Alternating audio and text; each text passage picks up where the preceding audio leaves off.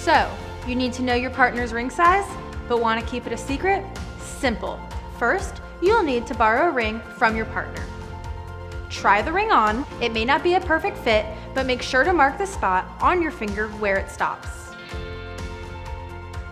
You will now need to find a string to measure the circumference of the point marked on your finger.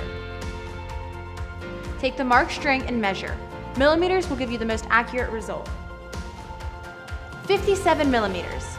Click the link on the video description below to find a chart with ring sizing by finger circumference. See where your measurement falls. In this case, the 57 millimeter measurement tells me my partner is a size 8. If you are between sizes or are unsure, it is always better to go a half a size up, just to be safe.